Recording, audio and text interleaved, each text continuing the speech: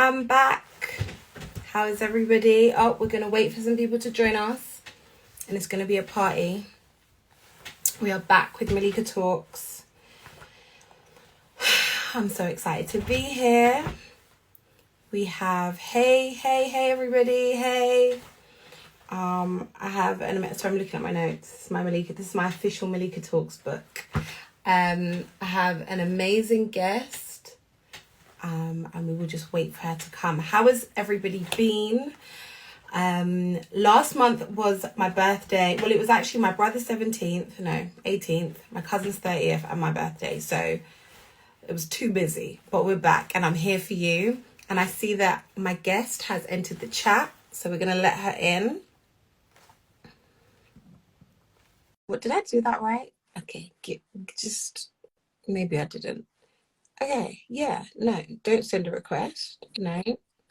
Hi! Hey, Malika, how are you doing? I'm good, how are you? I'm good, thank you. I'm all good, thank you. Did you see me struggling to get in the chat to let you in? It's literally, I joined and you were saying it was your birthday last month. Happy birthday for last month. And I mean, thank you so much, girl. And I saw you say it was your brother's birthday. Was it this week? Oh no, literally, it was my brother's 18th, and then like 2 days later it was my cousin's 30th, and then 4 days later it was mine. So it's just bare birthdays and bare cake. Exactly. August, September, like everyone seems to be born these months. So literally, and I got another cousin's 30th next week. Yeah. So yeah. So how have you been? Nobody cares about them. It's you. I've been good. I'm very well, thank you. I'm in the middle of moving house at the moment, so it's just like good. Okay. Yeah.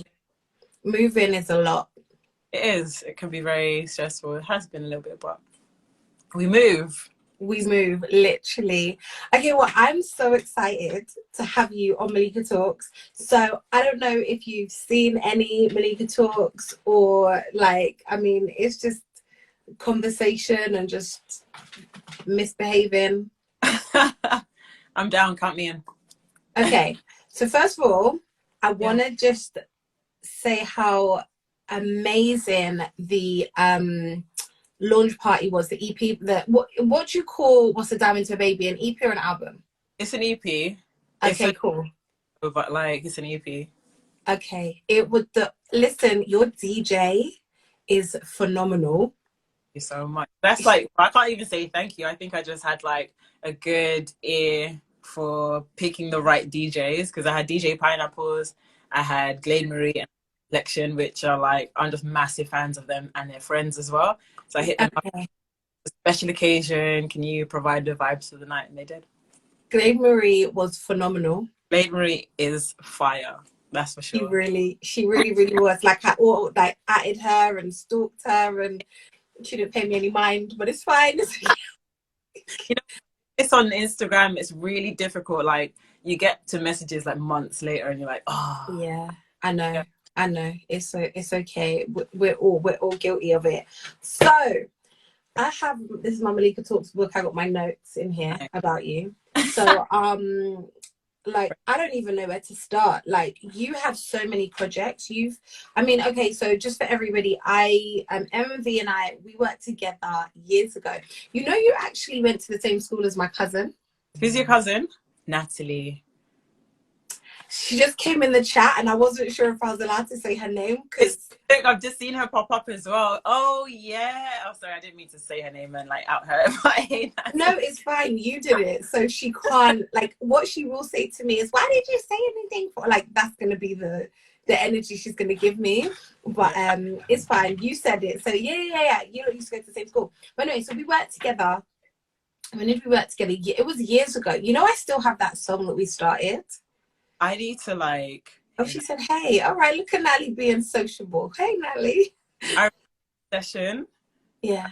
I remember us talking. I feel the first session is always we're getting to know each other and then trying to pull music from that, but there needs to be that we spend time together first. I remember that. I think I remember more of us getting to know each other than I remember the song, but I feel we need to go in again after we've done something like this, where we've obviously we've also seen each other like at a number of points since and been like, when is this get back together again? So I feel We like do.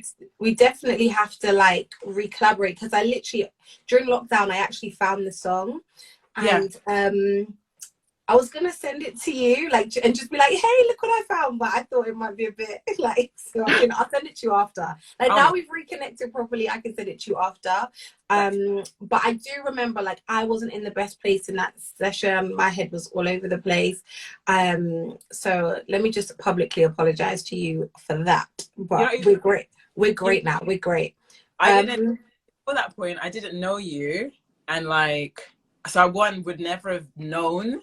And like, I think, yeah, that's it mostly. And I didn't feel that also. I didn't get a sense that you were in like a bad place or anything like that. I think you were just super nice, super sweet. And like, but we were just strangers, and that's it. So I don't have to apologize.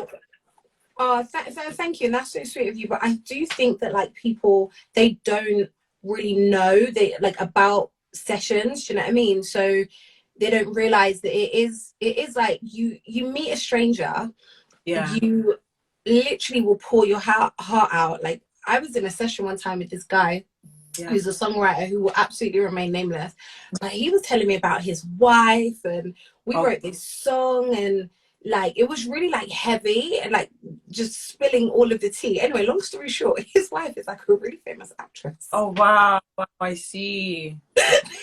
But like, you just, when we all do that, we all get into sessions with these people that we may never, like, I've never worked with him ever again, but like we'll never see again, and it's like, I mean, it's a trusted space. So how do you feel about that, like working with new people, and what's your process in terms of, like, are you open straight away? I mean, I just talk, but are you open straight away, or does it take you a minute?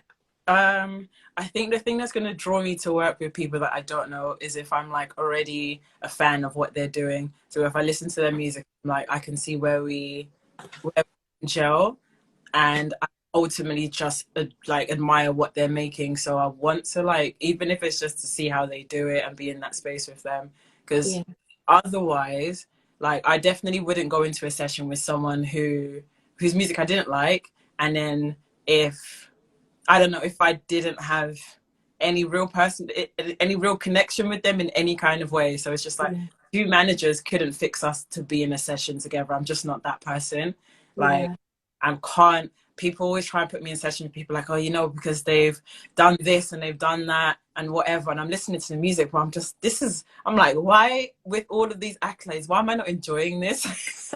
You know what I mean? On a real, I'll be like, I'm like, this is the Grammy win. I'm just like, no, even no shade, but do you know what I mean? I'll be like, I'm not the sort of person I can't fake it. I can't sit there and pretend that, like, I don't know. I'm also like, I have to feel like, okay, I've gone and done research and I've like listened to this person's music and I know what they're about and things, because I also can't go into a session with someone and pretend like I've been listening to their music. And like, I've had that happen to me a lot. Like, or if it's an A&R, I said, come and produce for this person, and the A&R has like proper bigged up how much of a fan they are of my music. I'm not even going to mention, but that's times, oh, this artist is such a big fan of your music, they mentioned wanting to work with you for your new project, whatever. Then I get there and the person has no clue who I am, and I'm like, whoa, okay, like, why? I'm just like, why would the A&R lie just to get me in the room? I guess because I'm there like, oh yeah, having to now sell myself to this artist that is not even interested in the fact that I'm there. So I'm just like, both ways as well. There has to be like at least like the love of each other's music that brings us into that space.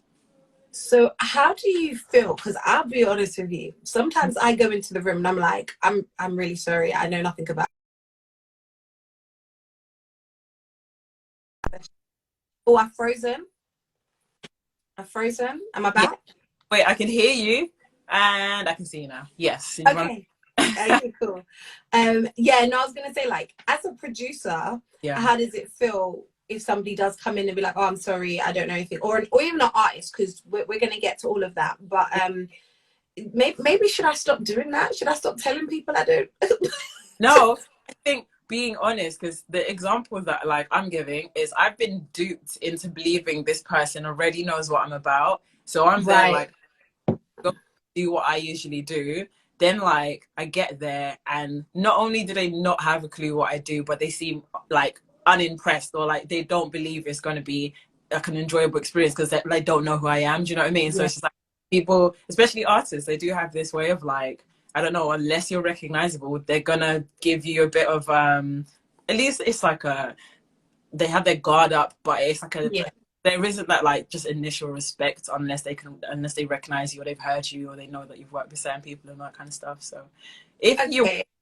you just haven't heard someone's music, that's fine. You can be honest about that. Okay, well, we don't worry about those people because you've worked with some amazing people. So you have a collab album with Alchemist. Yes, I do. And Jero Vandal. Am I saying it right? Vandal. Yeah. Vandal. Like, I'm guessing you must be a huge jazz person, or like, because these are some really like super talented, like iconic. You mean jazz in terms of what I like listening to? No, in terms of like Alchemist, like he's very, very well known in the as well. So like, were you just a natural fan of that, or is that how did the collabs come about? I think like when I first came into music, and like my listening has always been like neo soul and R&B, and actually like a lot of these collaborations actually just happened from organically meeting people. So with Alpha, we went together, and I feel like we have a middle ground where he's obviously a lot more jazz than I am. I think I'm essentially like R&B more so, a bit more neo soul when I'm in my solo realm. But there is one, I just adore his music so much. Like I can be a fan, I don't naturally create. And like in our time that we spent together in uni, just like working as like in bands and stuff together, I feel like we just realized that the two of us, what we do is like new and it's unique, and it has this like, I don't know, it has its own sound. It doesn't sound like everything, but at the same time it's like it also sounds like the both of us and all of our influences together. So like because we just started making music together. We were like playing covers first as like bands in uni, but then I can't even remember when that happened, when we started writing our own music. I wish I could remember when that happened, but it did. And then like I started introducing me into more jazz music then, and uni is like a great place if you're studying music to get into jazz, because they want you to either go down the jazz lane or the classical music lane. And like okay, I was kind of not like forced into jazz, but like just my eyes were just open to the jazz world a little bit more during that period of time. And so I feel like uni, that's all I listened to because of it, was just jazz music. Oh wow. You know what I mean? What did you study at uni? I did Sonic Arts, so it's actually like how do I describe it? Electronics kind of music course. But then I did modules in performance, which is where I met Alpha, and like some other random modules as well, which were actually like maybe crossover with some of the more like composition courses and stuff like that. I hope that answers your question. Yeah, no, it did. What uni did you go to? Brunel. Okay. Yeah. I went to London Met, and I don't know if maybe I wasn't sociable, and I'm gonna say that I wasn't sociable. Okay. But because I didn't have friends for like from September, probably to like October, November time. When did you enroll? Is it like what, from September? From September to like November. Yeah. I would just go to class and go home. Like I didn't have any friends. What course did you do? Was it a music?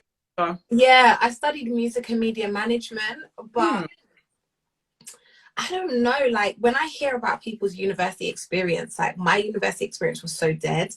And I don't know, like, did you live at home or? I did.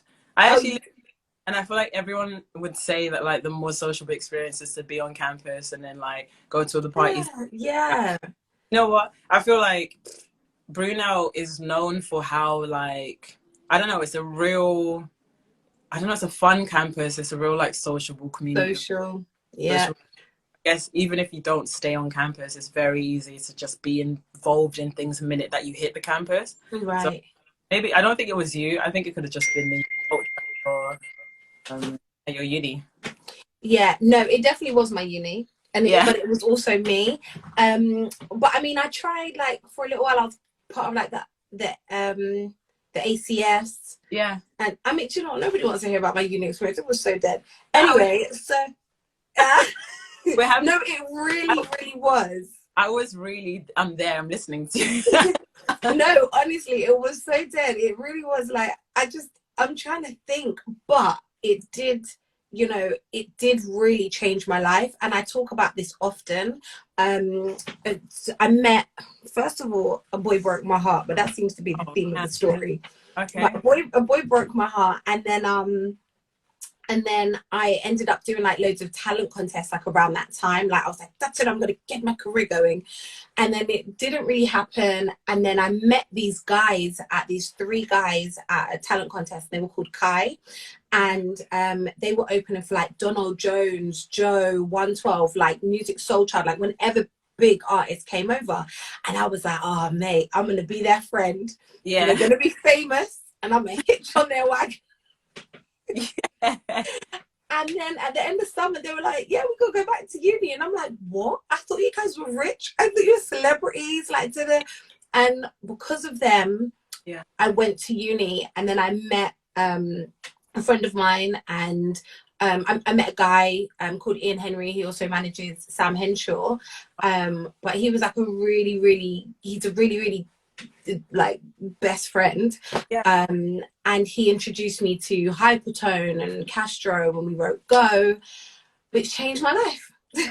So I was gonna ask you something, and it's just to backtrack. Okay, so firstly, I know I had a few questions as you were speaking, and I'm trying to like capture them before they disappear. With the one I do remember with Kai, so they were R&B group, and because of them going back to uni, did you say it inspired you to go to uni? Was that what that journey was? Absolutely, yeah.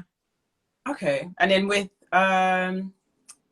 oh man, I had a question before that point and it's gone out of my head. Don't worry, it's gonna come. The boy broke my heart. That was it. Exactly. How did that tie into this story? Because he follows me on Instagram. I mean, he's probably not. He's in South Africa now and he's married, he's got a kid, he's happy.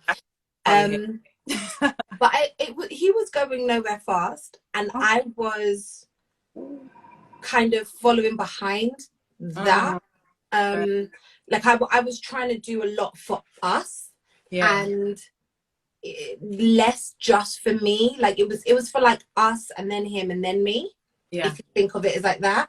And then him leaving, it just, this life that I thought we were gonna have, it didn't happen, right? So I then had to find a new life. And like I said, meeting these guys, they really, and I messaged them the other day because they're still like my really good friends, like my brothers, like my family, like my best friends. And I literally was like, I love you guys and thank you so much. And then one of the messages was like, what's wrong with this girl? And I said, and don't stop. Be nice. So yeah, like it's funny, I think, sometimes how people can change your life. Did anything like that change your life? Like it could be music, it could be personally, it could be anything. That's a good question.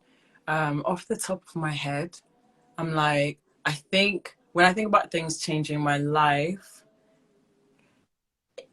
everything feels like it happens in seasons. And in like, I feel like there's been loads of points where I felt like something has happened and that was life-changing. But then I look at it now and I'm just like, oh, that was just a step in this journey, because like I've been like, not like topping it, but I've just been jumping to the next step because of those things. So I'll look back and be like, oh, that was nice now.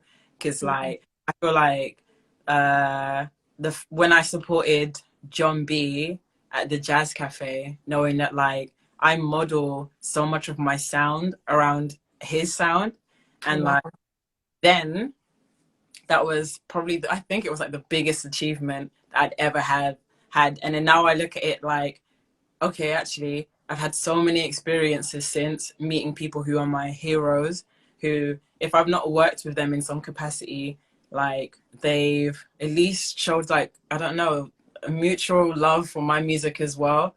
And like, so I don't have this, I don't feel like they're so far away anymore, which is such a, I don't know, it's a validating experience. And it makes me feel that like I'm doing the right thing when I'm doing music now, because before I don't know, as much as I do celebrate every one of my achievements, but I used to like celebrate them like they were impossible. And I almost like I did Mm, something like that. So I would be mind blown that like something could happen and think it would never happen again. But like now I've moved into this space where I'm just like, actually, I've been putting in a lot of work. I've been being like productive and being like kind to people and being helpful wherever I can. That like, yeah. I'm just hoping that those things like, I don't know, make it, what's the word? Um, I don't know. You just want to get the results from the work that you put in, and I've been making so much music. I've been like, do you know what I mean? Just putting in the work. So it's like I feel, and you have to have a mindset that like these things are gonna work out and amount to something, because Yeah. it's definitely what you believe that like you conceive. Do you know what I mean? So Absolutely. Absolutely. whatever you get from like what you do and the energy you're putting into something is like just a reflection of your subconscious almost. So it's just like I feel now I can't, that's why it's difficult for me to pinpoint times that have changed my life, because I feel like when something really good has happened, there's been like 400 emails that I've sent before that point. You know what I mean? Yeah. So Absolutely. I can't even, Absolutely. it wasn't a fluke, it wasn't magic, it was because I called the right people, I did the right favors, I like, do you know what I mean, did whatever I could. I made sure that like people were paid, I made sure that people like got their whatever they deserved out of the situation. I made sure people were treated with respect. No one felt hard done by, no one felt like shortchanged and stuff like that, even if it meant that like I was like taking money out of my own pocket and stuff to do things, because I'm just Yeah. like, the only way that like in this business you're going to be around for a really long time is if you make things happen and you do it fairly. So it's like I do have Yeah. some moments, but like so much of like the magic there are, it's me, my manager, my like friends running like hamsters on a treadmill to make things happen. So it's just like when good things happen, we're just tired. We're just like, oh, Oh my days. this is like, thank God it worked, because it wasn't that like some called me like, yeah, do this now. It's like, no, we hustled. That's the reality. That that analogy of like when good things happen, you're just tired. I feel you 300%. Like you don't even have time to take it in and be like, oh, look how great I am, because you're just tired. Exactly. So I feel you. That was a yeah, that's so true. But I mean, you have so many projects. I didn't realize you had so many, and you've got like so many different parts to you. So like obviously you produce, you write, you've got your collaborative album with Alchemist, you've got her songs, which I think I DM'd you because I love that project. Like I love the project. I just, you lots of voices, the songwriting. um how did that I love that project. How did that come about? Um, so I believe it was Marie and the Naked Eye who, I feel like it's also, or maybe Danny. It might have been Danny Mercia, who's a Hmm. new. I think those three. I know they were the initial members of it, who came up with this idea to do collaborative projects every year in a different part of the world with people from all over the world. And Hmm. I joined on the second year, so they did the first EP the year before. Toronto, was it? No, LA was first, and then Toronto. This one. So Maddie, who is a bass player, producer, singer, she was going on tour the second year around.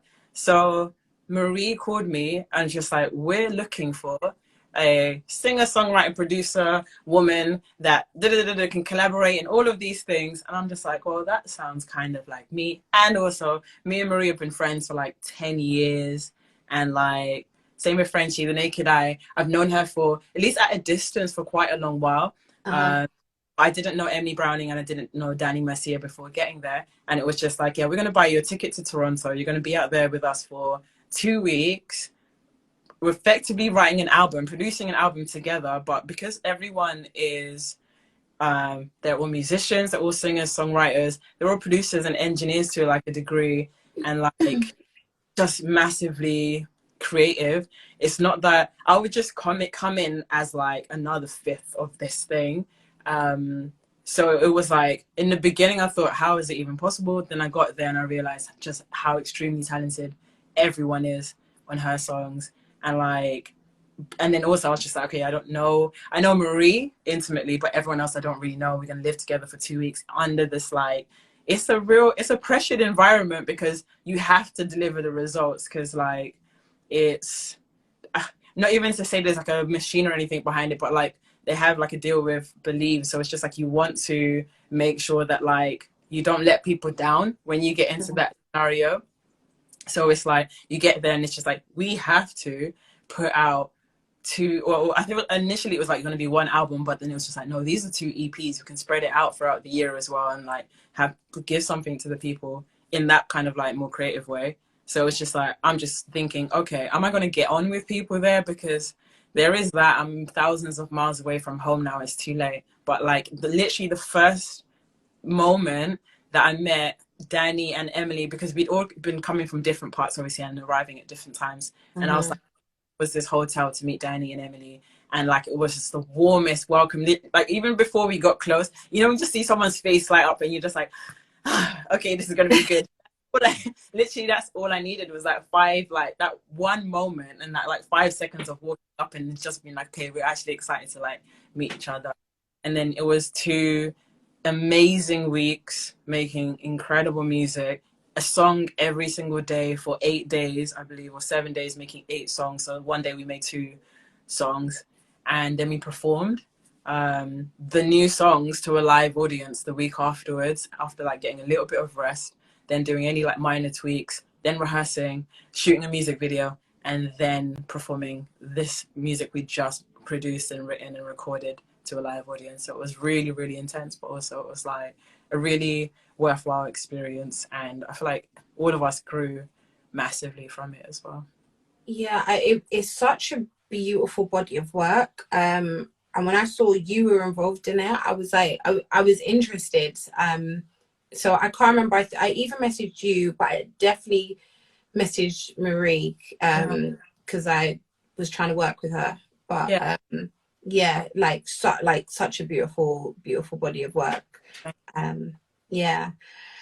So I suppose do you know what, sometimes I like having notes, but sometimes I feel like they can distract from just the naturalness of the conversation. That's for sure. I have a question for you. Oh, actually, okay, go for it. I was going to say, I was going to ask you, but I realized I know the answer already. But I'm going to ask you for the sake of the people watching. But have you worked with other women producers, and do you often seek out to work with more women in the industry? I already know one that I remember you mentioning her when we were in that session years ago. But Clairon. Yeah. Oh, Karma Cruz. Yeah. Oops. Government name. Oh my goodness. It's okay. You know she ain't watching this. You know she's somewhere. I literally text her. I text her maybe yesterday or the day before, and because there's a song that her and I started that I want to finish, and I've literally been on her. Like it's almost like every month I send her a text like, "Yo, when can we do this session?" And she's like, "Yeah, we're gonna do it," and then it doesn't happen. So yeah, I literally text her yesterday. So Clairon, but I haven't really. I've worked with Emmavie. Yeah, Emmavie's amazing. Have you worked with her? No, we connected. I feel like we've met in real life. I might be lying. I believe we've met in real life maybe one time, but like we just connected social media, and then I just see like amazing stuff she produced for people. Yeah, she's so talented. Like she can do it in her sleep as well.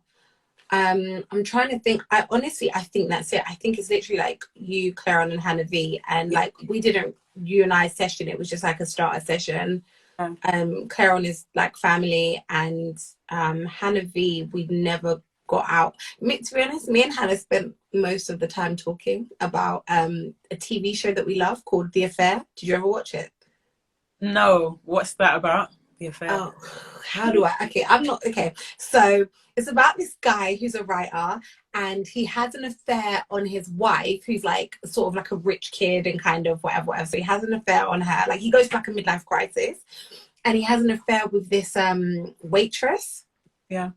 But who's also married. But what it does, it like chronicles it in like 4 parts. So if you think of like 4 parts, so you get like 15 minutes of his perspective, 15 minutes of the wife's perspective, 15 minutes of the waitress's perspective, and 15 minutes of her husband's perspective. But it like sometimes it shows you the same scene, but it shows it from her perspective and then like his perspective. Yeah. It's so sick. It's finished now. I think it had like 6 seasons or something. But yeah, me and Hannah, like when it would come on, we would text each other and be like, have you seen the new season? So yeah. Is that a Netflix thing? Is it like what's The Affair? Where is it? It was on Sky. Okay. But you could probably just watch it on Footlocker. Is that, you know? No. I think it was a Sky show. Yeah, it was a Sky one. Yeah, but it's actually really good, and I think like if you're interested in like human behavior and stuff like that, then it's really, really great, and it's so good. Sounds really. You was like sold. Yeah, I would say give it a try. Text you and be like, Malika, this doesn't bang. I'll be I want to be very honest. Yeah. All the films I pick, terrible. Like I promise you, any film I pick or want to see, dead. But TV shows, you're the person to go to. Okay, I'm the girl. I believe you. Then I believe you. I'm gonna check it out. Okay, cool. What are you good at? Are you good at like films or TV show? What's your forte? I feel like the only reason I'm not good at recommending series, even though I've watched, I believe the ones that are the best ones, but through recommendations, is because I feel like I binge them and then I don't remember having watched them. So like people will be like, oh, have you seen this thing? And I'll be like, and then they'll be the thing and this happens, and I'll be like, oh my god, I was watching that yesterday. I've just finished it. And I'll be like, I've watched all 7 series and I couldn't even remember the name of it. So like I think I've got a good taste in shows, and except for Love Island, that's like my vice. But like you can't ever convince people to like invest in Love Island because it truly isn't like worthwhile investment. But like I'm just addicted to it. But yeah, I think people in the chat are agreeing with you. And speaking of shows, I mean, you've been synced in like so many shows, right? So how? No. It's way more than I have. Like so many. Like so. How does it feel going from like a show like Sisters, to I May Destroy You, to then like Teen Mom USA? Like, what's the feeling? What's the different? Different feeling? So how do I put it? Like, okay, I'm gonna tell you a few interesting stories. I don't think this is what we love. This is what we're here for. Exactly. I don't think I've told these stories for each of these things. So I'll start with Teen Mom because that was through, what is her last name? I know it's a producer, another female producer called Kelly. Oh, I hate that I can't remember her last name. In my mind, I just think of the name Kelly, but you know, sometimes I don't think of someone's last name, but you could find them. And she emailed me, this is years ago, just like, I'm going to send you briefs, Emmavie, and you can write songs to them. But they're like proper briefs. Like they will be like, you have to do this song in the style of the 70s singer, and it has to be about independent woman vibes, and the music is going to be like John Legend meets Elvis. And I'm like, oh, okay. And like a track like that, and I'd be like, okay, I'm a supermatic, and I was doing all these things I would never want the world to hear. But like she also, I believe that I don't know what a relationship she has with like her licensing company or anything, but she was just really good at getting things placed. So the one song that she got placed on Teen Mom was me doing this. I don't even want to say the name of the track, but because I don't want anyone to go and find it, but me doing this impression of like 70s style diva independent woman thing on some like swing kind of music thing. So that's nothing to do with me, Emmavie, as an artist. But I think it does allow me to kind of like flex my maybe a versatility and just like how like diverse I can be in music, because that's also important. When you're an artist, you have to be able to like meet a brief sometimes. Sometimes your most successful things are going to be like when you're writing for somebody else, or like, most of the time, I think most independent artists like me, the opportunity comes when I'm like able to perform in a room that's like a drop of a hat, and it's like maybe a bit far away from the more left-leaning music that like I naturally would make. Then with I May Destroy You, so this is the other story I was going to tell, is again, when I said about this hustle thing, and then when the day comes and it's not exactly a celebration, this is the truth. No one even knows this. It's like months before, maybe even, can't be a year, but it could have been like 6 to 8 months before the show airs.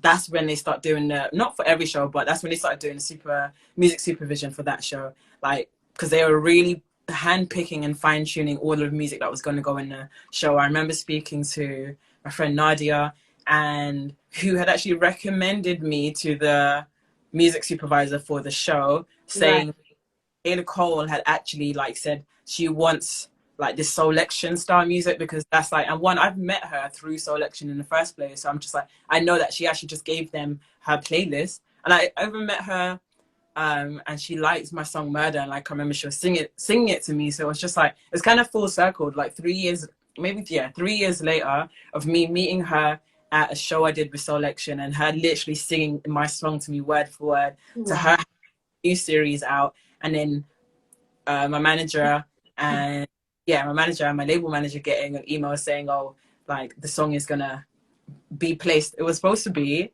I believe, if it wasn't 2 songs were supposed to go on the show, it was the same song was supposed to happen twice.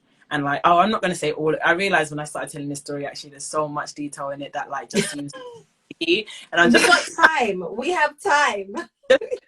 know that like, obviously my song only played the one time, which was like heartbreaking, but like, and I'm going to be super vague, but it just didn't end up being as fair because of the like some politics than it could have been. It was a brilliant thing. Like, it was, again, you know what I mean, say life-changing. When I first got the news, it was life-changing, because I'm just like, I'm a massive Michaela Cole fan. For one, I loved the show. Like, when it was out, I was just like, this is what's the word I'm looking for, when it's like it has such a huge cultural impact? It was trend setting. Like, it was it was just culturally important.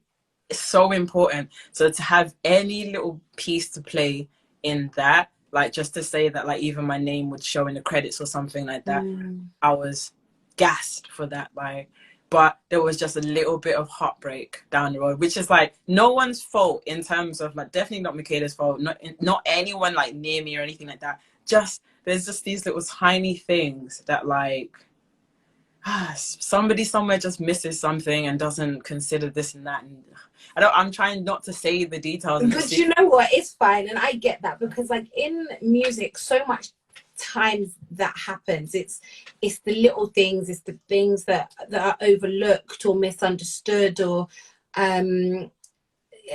just the most, like, what's it in look at me trying to use all my university words. I love it. Do you know what I mean? Like, the most in something, the person who's not important, please, someone in the chat, it begins with in. Insignificant. There you go. Maybe I should have gone to Brunel. No, I'm joking.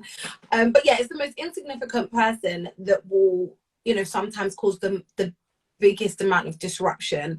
And I know for me, there have been certain songs that I've been involved in that I've carried like hurt and burden and sadness. And I'm not saying that that's how you feel about this. I'm just, it's an example. And a lot of it is inexperience. Yeah. These things fall through the cracks. And I think for a really long time, me personally, I was really hard on myself because of my inexperience. But, you know, I do genuinely believe that life, there are lessons and there are blessings. Yeah. Everything happens for a reason. Do you know what I mean? Like, you will learn something from, even when bad things happen, like you will learn something from it, and you will grow, and you will either not make that same mistake again, or you just, do you know what I mean? Or it does something to change your life. So so yeah, absolutely. But it's always the little things, tiniest little details, just missing one thing. And like, I think when you say you learn from those moments and they can never happen again, I'm like, my problem in a lot of situations is I will clearly see, even, I don't know, even if it's like, I'll notice something in like an exchange and I'll be like, that I believe might cause issue later on. And then it does. But one is like not wanting to act on my intuition sometimes because it will be remote, and I know it's only going to be met with resistance. So I'm just like, I don't want to upset anyone, because you just never know. People's egos are very easy to like rock, and it's like, it's very yourself out of a really good situation just by like standing up for yourself. Sometimes, you know what I mean? Someone be like, find them. Well, I'm gonna call them. Whoa. It's a real thing. It's like, in this music thing, it's more about like making sure, sometimes not more, but like sometimes it's very much about making sure that people don't feel like you overstepped a mark with them or something like that, even if it means like, if that overstepping a particular mark or something is calling out something that's justice. Sometimes it's just justice and fairness, but like people will take fairness and equality as like some kind of hit at them sometimes. And like, if you try and go for what you deserve, people that you don't. So yeah. How have you, are you better at managing that now? Yeah, for sure. It's just like you said, that inexperience is just knowing that actually before anything is even agreed, here are my terms. This is this is the minimum that has to happen in this like process. And like, just checking in with people all of the time, make sure you understand exactly what we're agreeing to, because people will get away with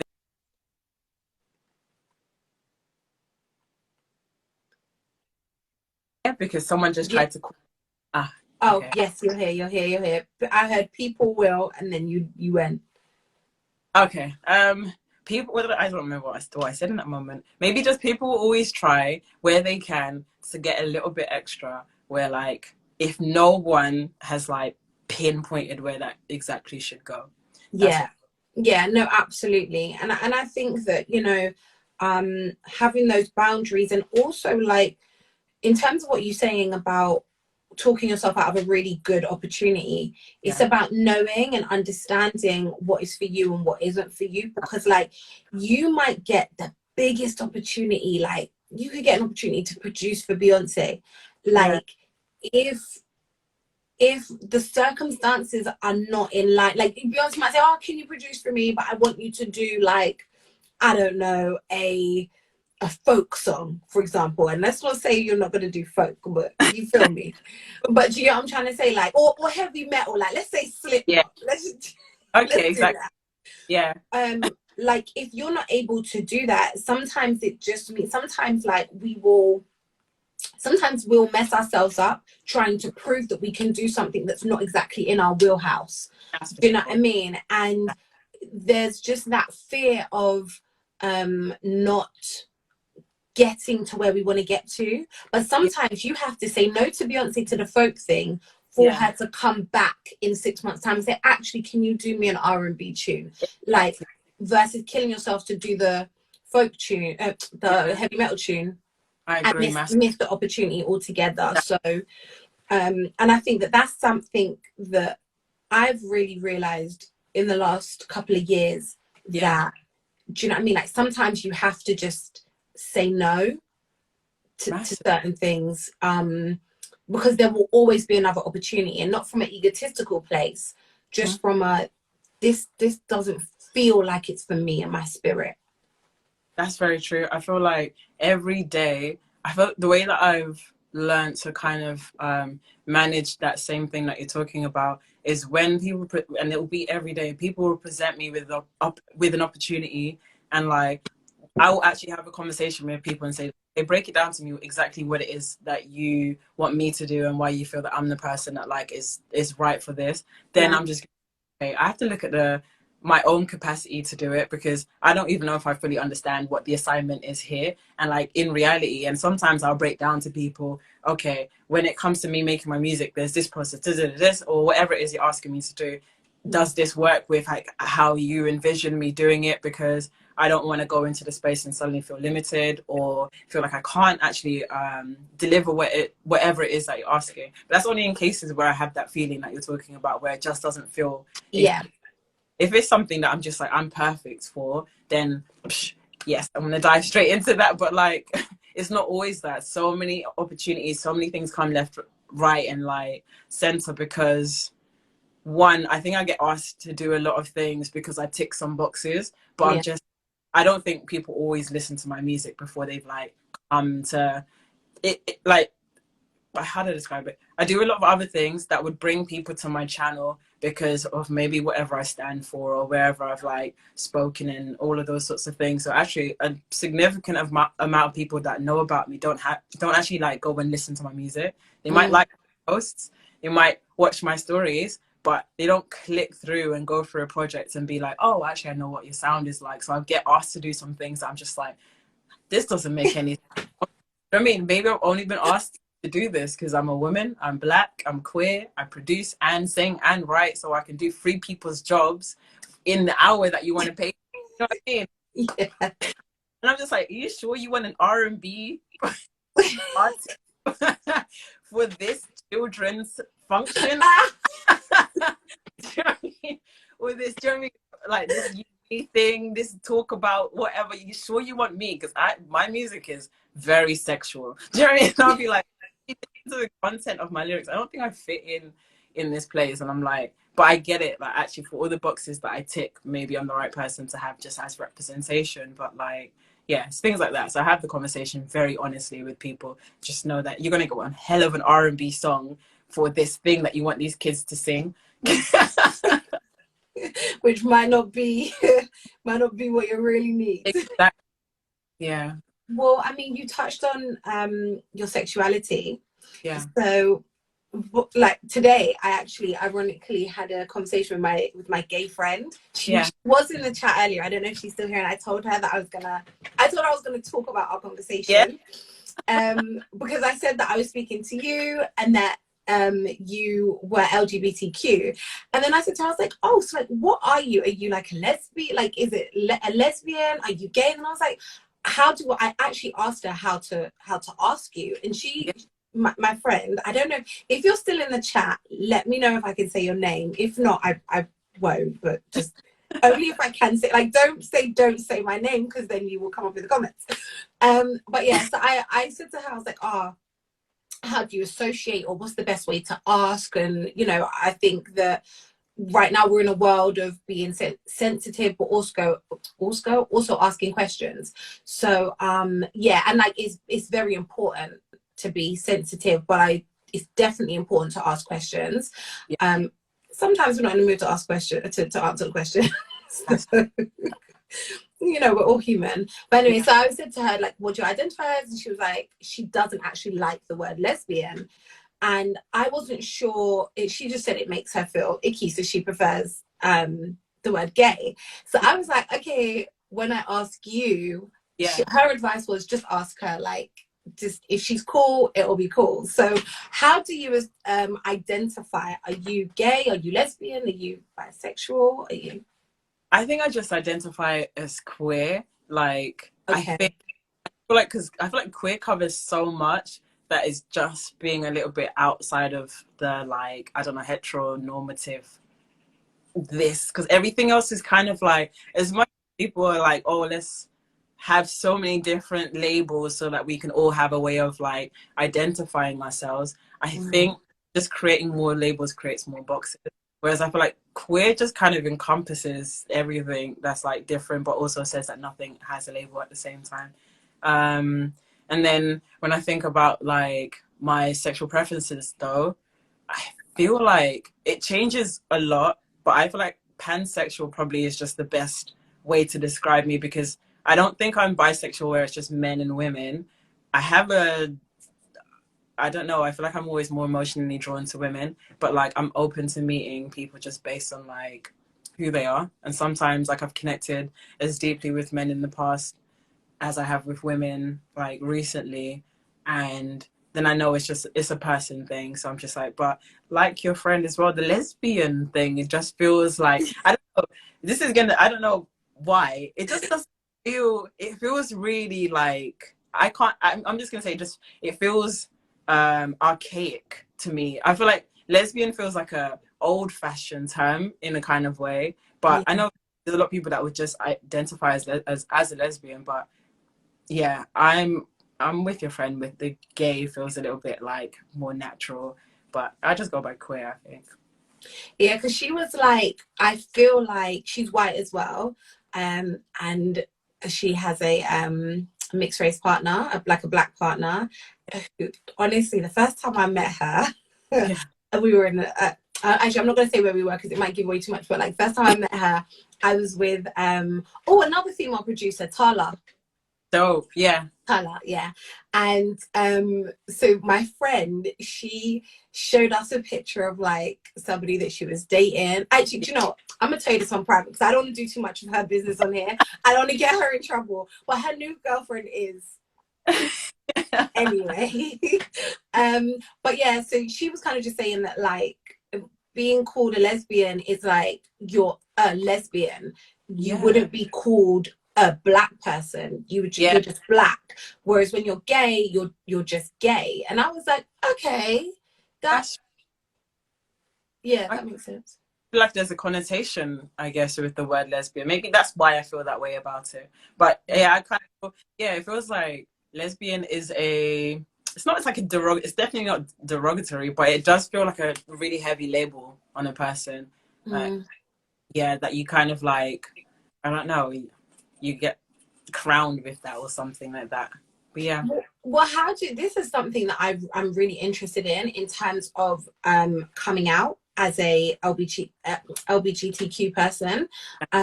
How, like, I've never had to gather my friends and my family and say, guys, I'm straight.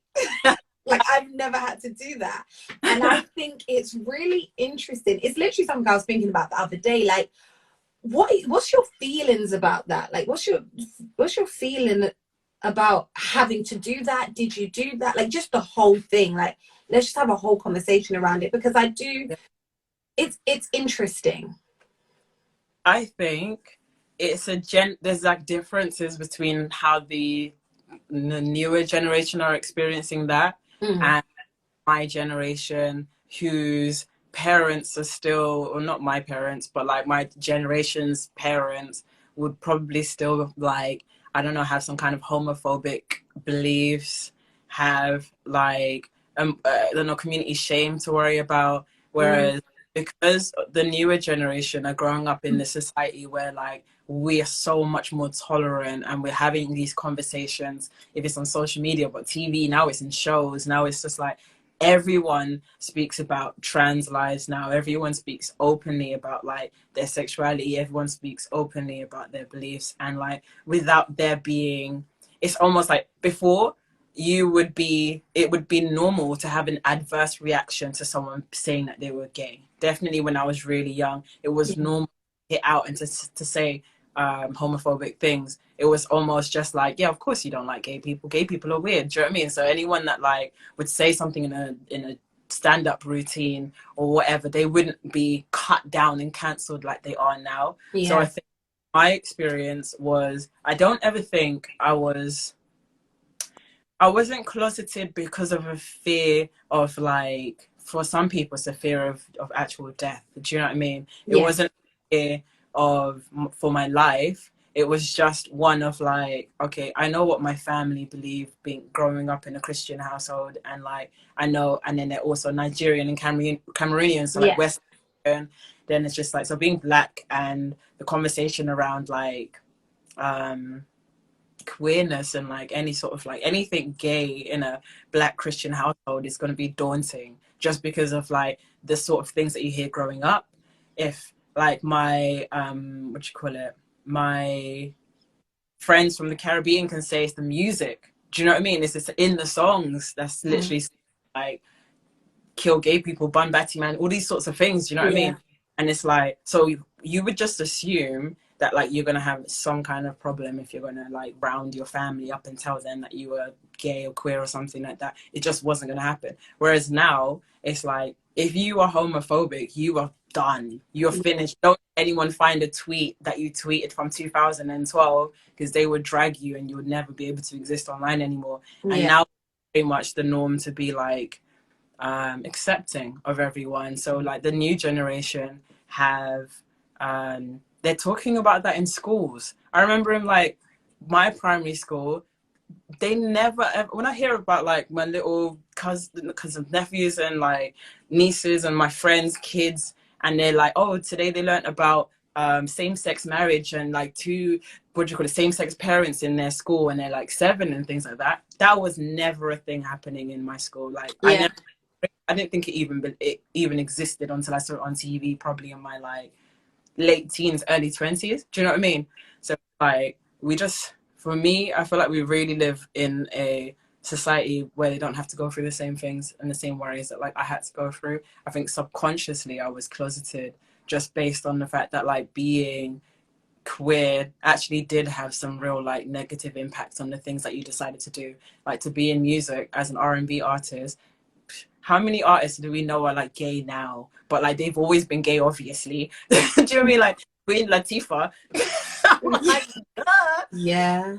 And even she's still like quite private with it. Like she's open, but she's private with it.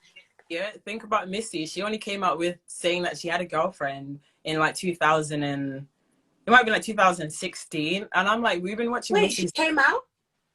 There was a time where like something came out of her and her girlfriend. I think she spoke about it for like a minute and then never touched on it again. But it was also like we knew Missy at least like dated women or something like that. Yeah. There was a moment where it was like Missy Elliott's girlfriend, and but then obviously that disappeared again, because we're not in this time now where people are like Ellen and you can talk about your wife and you can, do you know what I mean? You could be a massive. Ellen got like super cancelled in the 90s. She had like a TV show.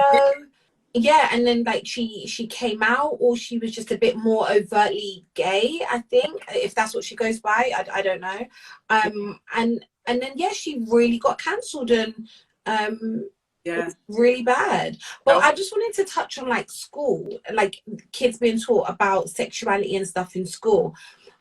Just in general, not to do with LGBTQ, just anything to do with sex in like primary school and stuff. I don't know how I personally feel about it, because like I remember when I was young, I wasn't really thinking about I wasn't, do you know what I mean? So that does kind of, that I do have a question about that just in general, right?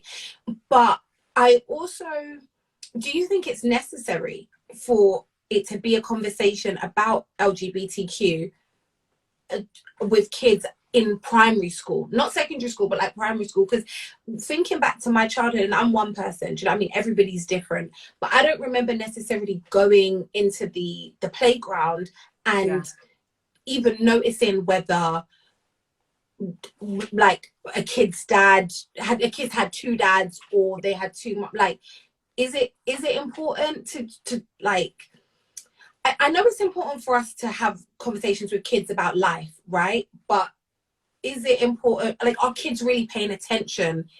I would say as long as you're not trying to get too graphic about what the sex means, because I think when we talk about people's sexuality and their preferences in that way, we get too caught up with what's actually happening in the bedroom.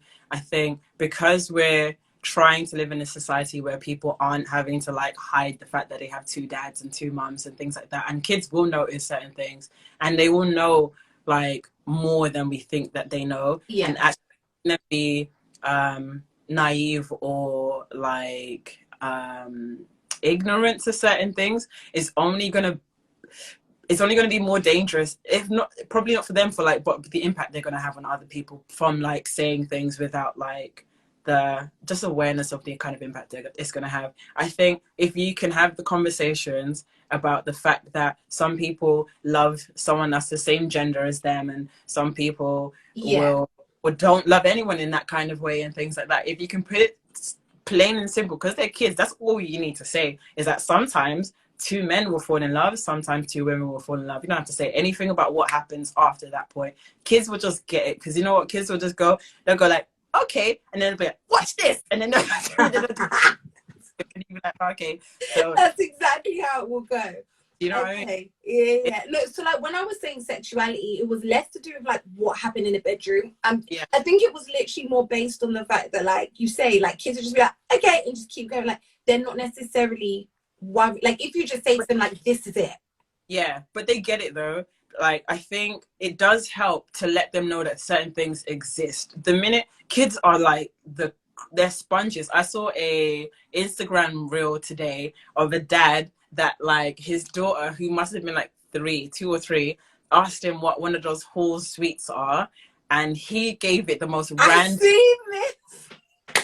Kids will remember everything. He doesn't even spell, but she knows exactly how to say the word made up, because kids remember absolutely everything you say. So if you tell them this is okay, this is okay, they'll be like, it might not show you like complete like they've grasped it at that point, but it stays with them forever. So yeah, I'm just like planting the seed, I suppose. That's it. Fine, they're just gonna go okay, and then they go on with their life. 10 years later, they'll say something to you, be like, you remembered that when I told you that when you were 4 years old. Okay, you know, that's the thing about it. All right, this is really, really good. Okay, and then in regards to how do you feel specifically about having to come out, like, or not having to, because you know nobody should be forced or anything, but like how do you feel about the process that is associated with like the LGBTQ community, just like the idea of like, if you are LGBTQ plus, at some point you will have had to have that conversation, versus if you're straight, you never have to have that conversation. Do you know what I mean? Like how do you feel about just like, I suppose, do you get what I mean? Like just the question of it. I think, okay, personally, I am okay to do it, because I feel like some of my personal like answer before I like just face what I think happens like with other people in the world. But I think I'm okay to do it because I think I've done like the harder comings out to like my mom and stuff like that. And then after that point, it was very much like I realized that a lot of the shame and the fear that is in coming out is in just the shame like I'm projecting onto my own sexuality. And I feel like it's very easy to do that if you don't feel like you're going to be accepted or you're going to fit in places and stuff like that. So I had to eradicate that first. And now I don't ever think about like someone being surprised or like a little bit uncomfortable if I say I'm gay now. Do you know what I mean? But I will recognize. But that's what I mean. Like you shouldn't have to. You shouldn't. But here, I will like say it to people, and I will see their eyes. You know, when you see someone's eyes kind of like glaze over in a way, like, okay, you're thinking something else. You're not as present in this conversation as you were after I've said that, because something has just changed in your mind. If it's that oh my God, you couldn't tell, or oh my God, I thought so, or what do I mean? Does she fancy me now? Or I see something happen and I'm just like, you just get through it, get over it. And you know what I mean? So it's like that. So the reality is I'll never take this away, because I know some people have like much more horrible experiences as well, is that as like comfortable as I can be in myself, I can go into a situation and be confronted with danger if I say it somewhere else. If I just come across the wrong person who is just hates gay people, and I say it in that moment with all my pride and all my comfort and all my like, I'm so proud, and then wallop, that person hits me because they think it's of like the devil, is what you call it, not inhumane, it's unhuman. Do you know what I mean? They feel like it's goes against biology and all that kind of stuff. I just don't know who I'm going to meet. Those people exist because you will see them under the tweets of, like, if someone says something positive, there's all these evil people that comment certain things. So, you know, all of these, like, the bigots, the racists, the homophobes, they all are there under, and like they've got, what do you call it, some fake avatar, or like, do you know what I mean? All the time. So I can't sit here and be like, no one should be worried about coming out. No one should, like, that question shouldn't exist, because it does matter when you say it. It matters, like, to validate yourself and to tell experience, but it also does have an impact, like, and I can't take that away. It would be the only reason, I think the only world we would live in where, like, that question would go away is in a world where, like, there weren't any norms, and like, and then also that would mean there wouldn't be, like, a danger of being gay and a danger of, like, coming out to people, because it is a process that can sometimes not go so good. So there are so many things that you've said. Like, I've got, like, so many questions as you were talking. I'm gonna ask my friend when I come off of this. I'm gonna ask. I don't know if I said what sexual. Her, lesbian. I should say. Okay. I want to ask if coming out helped her feel validated as a person, because I'd always thought of, like, coming out as like a like gay people, LGBTQ, like having to, like, being forced to kind of lead, like, oh, this is my sexuality, whereas I didn't think it was a fair thing because straight people didn't have to. But I never ever thought of it as maybe gay people or LGBTQ people, like, needing to do that for their own validation. And I like, it now feels like less torture to me, and I like that. I like the idea that, you know what, maybe y'all need to do that for y'all. It's like, it's not us, for, like, straight people forcing you to. Okay, this is nice. So I'm gonna ask her when I come on. This is really, really nice. That's good. Good. Did your parents have an idea that you had a alternative sexuality or alternative tastes, or? So my mum, it was, when I told her, like, formally, that was only about 6 years ago, which is crazy. But in the like conversation that we had, I proper, like, I was like, there's something that I have to tell you, and it's so important that you know. When I think about it now, it's so hilarious. I'm just like, oh well. And my brother sat there, so both of them looking at me like, I'm gay, and they're like, duh. And I was like, what? Years of me being like, I haven't ever said it, but obviously at the same time I've, like, obviously been dating certain girls. Like, my girlfriends at the time have been to the house, and, like, you see me with certain people, like, for a really elongated period of time, you know that's my partner. And but the thing is with my mom is that actually one of my aunties, or one of her friends, what I'm going to say is my mom's friends are my aunties, you know what I mean? One of my aunties. Everybody, always. I don't know what it was, but she messaged my mom or something, or during a call said, oh, you know your daughter's gay, right? And then my mom said, what? This is when I was like 14, by the way. She said, wow. Because of what she's posting on Facebook or something like that. And I'm just like, I'm thinking back, like, what was I posting on Facebook? Do you know what I mean? Now I'm just like, I can't even imagine. My auntie must have just had the strongest gaydar, like, whatever.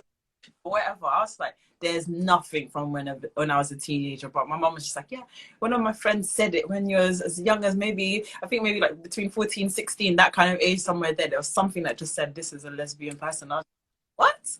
So from then, literally, like, my mom knew. So when I told her, she was just like, well, I've already got, like, the download from the years back. Oh, that's so cute. That's so sweet. And I bet it was a relief for you that, like, it was just met with, like, girl, live your life. Like, realize how much I was censoring myself. I think that's the thing. I literally felt like I wasn't seeing life in like full color until like I could actually just be myself completely around my family. And like don't realize it when you're just trying to like not accidentally say the wrong thing in conversation, like, oh, my girlfriend or whatever. Like when you're censoring yourself and it's happening subconsciously, like it has such a massive effect on everything, even just like your confidence and like your it's a mental health thing for sure. So like as soon as I knew that they knew, because it's not that I told them anything they didn't know, it's just that as soon as I knew my mum and my bro knew, then I was just like, oh my god, I can talk like me now. I can actually just be the same me that I am outside in the house. And then like, yeah, definitely changed the... Did it you know how like people say that like stress can make you sick? Did it manifest like the suppression of a part of you? Did it come out in any way, like maybe like in your skin or in your like weight or in your temperament, or like because I really believe that stress can make you sick and suppressing parts of you. And did you notice anything? Everything you've mentioned: skin, weight, like just general mental health, depression. I think in reality it's so hard for me now to pinpoint where everything exactly what triggered what thing, because when I was young, obviously, like, I don't want to come here on a live and be like, my life. No, do you know what this is like? Even for you to just say that, like, just the idea that, like, because you know how much like pain you have to be in for it to manifest in, do you know what I mean? Like, sorry, like I'm actually getting emotional because it's, you're gonna cry. Just like the idea of it. Honestly, yeah. I swear I cry on every single one of these Malika talks. I'm so sick of it. But yeah, just for like that to like manifest itself, it's just like, yeah, it's like, that's what I said. It's like it's I'd have to like spell out so many things for people to really, really understand. But like I'm so aware that everyone goes through things in their life at different levels, of course. But I'm just, there's been so much that has happened throughout life when I was younger. Like now there's like things that blindsided, or there's stuff that's just like, at times in my life were just so persistent. And I think for me, the most difficult thing was going through any kind of like life struggles with my family and stuff like that when I was too young to articulate what it was I was experiencing. Oh no, she's frozen. Wait, are you frozen for me too? Hold on. Oh, okay, no, you're back. Back? Okay. I was just saying, the hardest thing, which is why it's so difficult for me to pinpoint exactly, because now like I know so much about my mental health. I know so much about like my physical health as well. I know if when my weight is even fluctuating now, because this is what I don't want, it's a long story, but like when my weight fluctuates now, I literally just have to ask myself, are you checking yourself, whatever you're going through?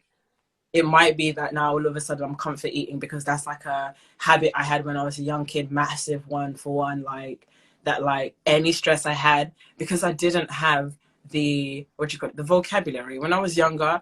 I couldn't. Also, it's just, there's a lot of conditioning that was happening as well, where I was just afraid to say that like I wasn't doing well, like I didn't think I could talk to anyone about it for so many different reasons. I didn't want people to know the business of what was happening in my house and all that kind of stuff. So I didn't have the like, I didn't have the ability then and the language, and I didn't have the like strength and the know-how and just like the sense of self to like speak and ask for help. So like what ended up happening is that I was just silently suffering. And I think that like everyone's different. Some people, you'll see it, they'll be so rebellious in school, and like I think that was most people actually, like the people who were really going through something, they would act out, you know what I mean? Whereas like not most, but like a lot of people, whereas I was the sort of person who, even now, if I'm going through the worst things, like I can't even tell you, today has been like a bad day, but like I'll be able to compartmentalize those things. Like, you know what, once the door has closed from that massive fight that I've just been a part of, or whatever's happened, once I'm outside of the house, I'm a different version of myself, and this version of myself can like be happy in this scenario, knowing though that when I get home it's war. Do you know what I mean? Right. I think because of that, that has a massive toll on like your, definitely on your mental health. But then like then I would call it, yeah, it's definitely an addiction. I know I have like the what's the word I'm looking for? It's like an addictive traits. I don't know. I think I'm the sort of person that like I'm really, really disciplined now, because I have to be, because the minute that like it was food for me when I was younger, do you know what I mean? I'm very like, well, I'm very sensible in the fact that I never tried any really like hard drugs or anything like that. But I know I always needed some form of like escapism, and like it definitely went with food for me when I was younger, and I was like completely out of control. And like just having like no passion, no like drive or motivation to take care of myself when I was younger, because I wasn't able to even like see myself. It's so difficult to put into words. Yeah. No, I Like, get you. I totally get you. And I think people in the chat are connecting with it as well. sure. So like, yeah, when I look back, when I say now we have a conversation about, was being closeted at a point a trigger for some of these like health issues, I'm like, maybe there was like this and this happening at the same time, like, and I don't even want to come on live and like Yeah, embarrass. no, we're not here to, we're not doing any of that. This is about you and just celebrating you and Yeah. talking about your greatness and your experiences, but like in the most positive and encouraging way. Do you know what I mean? And it's not about being like self-deprecating or down on anybody else. But I just, yeah, like I just wondered, I just wondered if like you had those experiences, and like you say, like acting out at school. I remember there was this one kid at school called Ian Keyhole, Yeah. and he was Hey. no, we are not. Anyway, he was really, really bad at school. And I remember I bumped into this guy called Greg, who was also a bit weird at school. I bumped into him one day. He was really, really weird. Yeah. And he was like, yeah, you know, Ian Keogh's gay. And I said, Ian? Makes sense. There you go. No, but we just thought he was, because he was like a traveler. I think that's the Yeah. correct word. He was I think that's the correct word to describe them.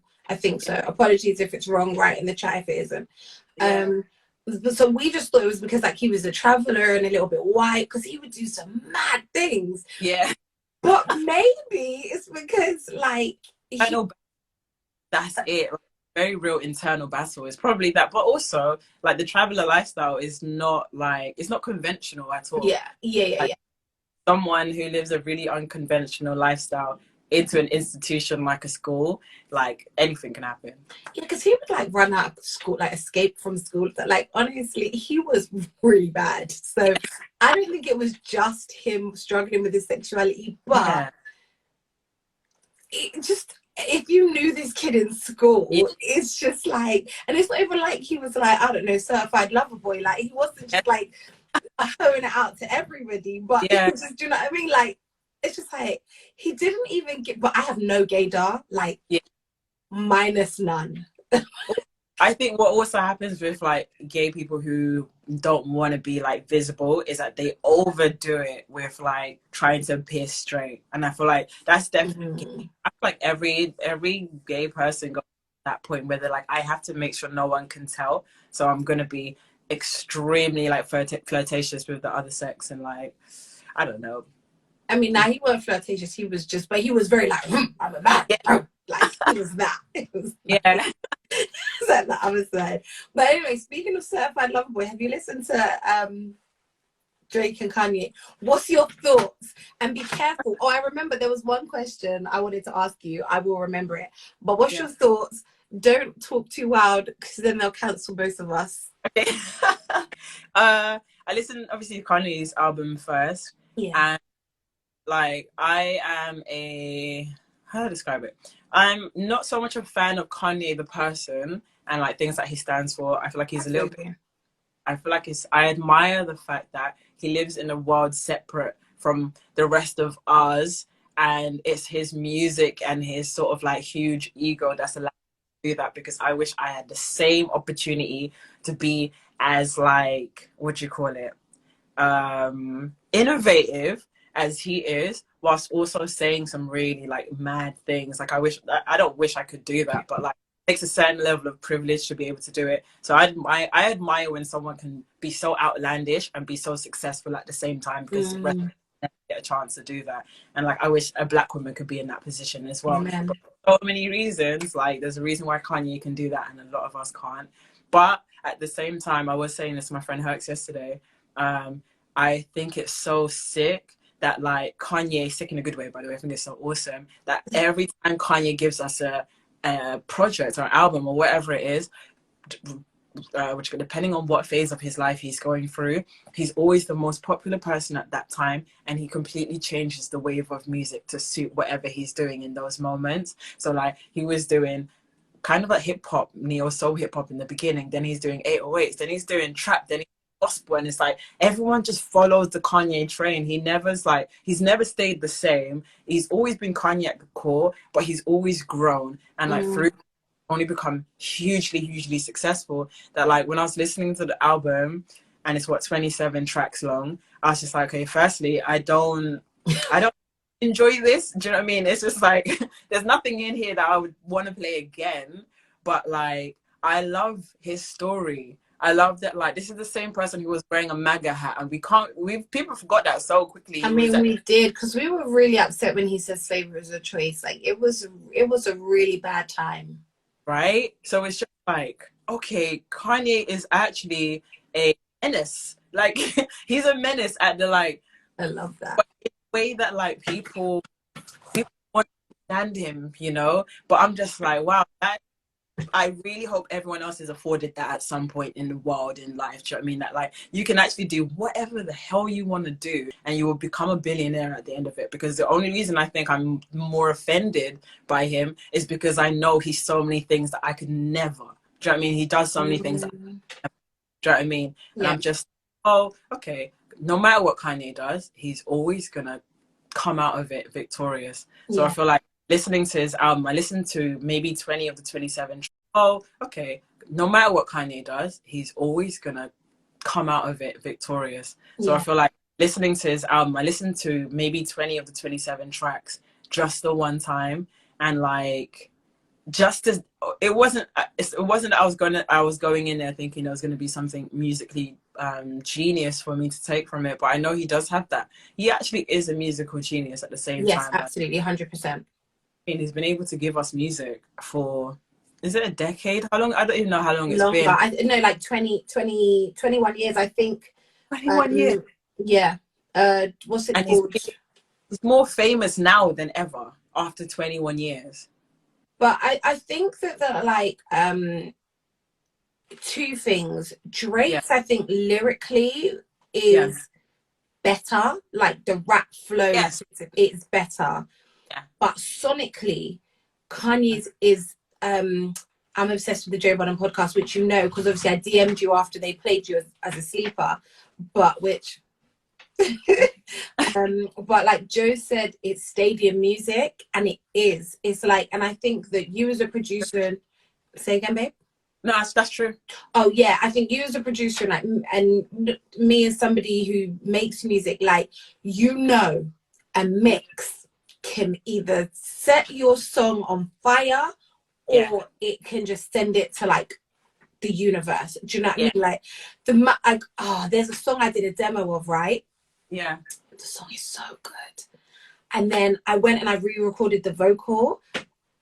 Oh, it killed, just killed my whole song. It just, but it's upsetting. Yeah. Yeah, absolutely. So I feel like Kanye's, like, sonically, the mixing is great, the sounds, the bottom end, like, and the thing is, I've only just recently in the last couple of years learned how to mix music. Like, I can't physically do it myself, but like if you send We me have, with my ears, I could be like, oh, this needs to be, or that. I can have that conversation with you now.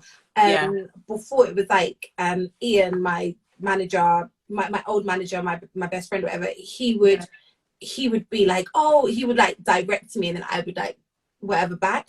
But now when I listen to other people's music, I really appreciate a good mix. Do you know what I mean? yeah, And I think that regardless of anything, like you say, Kanye is an absolute genius. It doesn't excuse some of his behaviors, but if we're just talking about music, he is a genius. And Drake is another type of genius. yeah. But Kanye is like musically, sonically. He's gone. Like, Yeah. could separate, which I don't do, but if you could separate the person from the music, then like Kanye West is up there with like anyone who's a massive inspiration, like to I guess anyone that does music. It is just that he just doesn't know when to not say things sometimes. But like you said, you know what I mean? But like you said, I feel like Drake leans into something that I have been trying to, not even that I want to, I have been actively doing for the last year. He leans into the magic of simplicity because Mm-hmm. with the new album, that's what it was, is that even the mix wasn't brilliant. Like you're saying, it wasn't like you put on your headphones and you were transported into some like a magical musical universe. It was like 4 sounds on the beat. The